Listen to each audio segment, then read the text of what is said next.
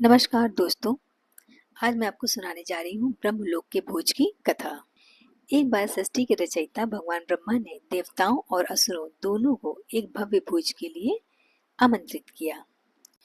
दोनों पक्षों के लिए सोने की थालियों में 56 प्रकार के स्वादिष्ट व्यंजन परोसे गए। लेकिन भोजन शुरू होने से पहले ही ब्रह्मा जी ने एक बहुत ही अजीब सा नियम रखा।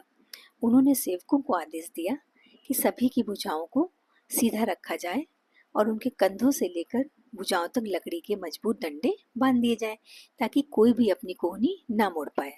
भोजन बहुत स्वादिष्ट लग रहा था और सभी को भूख भी बहुत लगी थी, लेकिन हाथ बंधे होने के कारण भोजन मुंह तक नहीं पहुंच पा रहा था। और अब क्या था कि राक्षस उछल उछल कर भोजन हवा में फेंकने लगे।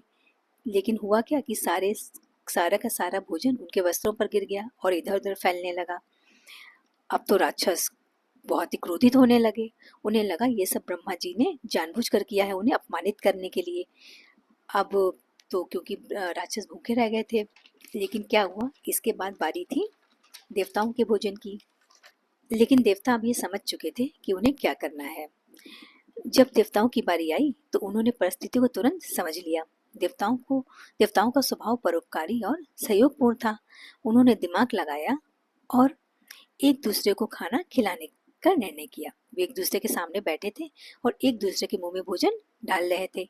इस प्रकार सभी देवताओं ने एक दूसरे का भरपेट भोजन कराया।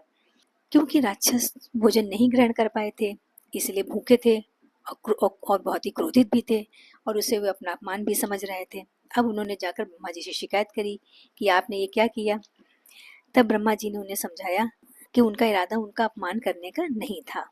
तब ब्रह्मा जी ने समझाया, देवताओं और राक्षसों की परिस्थितियां तो समान ही थी, लेकिन एक ने एक दूसरे का सहयोग का मार्ग चुना और दूसरे ने स्वार्थवश सिर्फ स्वयं का ही पेट भरना चाहा, स्वयं का ही लाभ चाहा।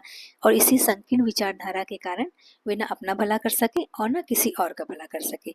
इसीलिए परस्पर प्रेम, सहयोग और रचनात्मकता की भावना के साथ या रचनात्मकता की सोच के साथ ही हम अपना भी कल्याण कर सकते हैं, दूसरों का भी कल्याण कर सकते हैं।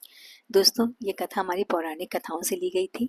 अगर आपको ये अच्छी लगी हो तो इसको लाइक कीजिएगा, मेरे चैनल को सब्सक्राइब कीजिएगा और स्टोरी को शेयर कीजिएगा। धन्यवाद।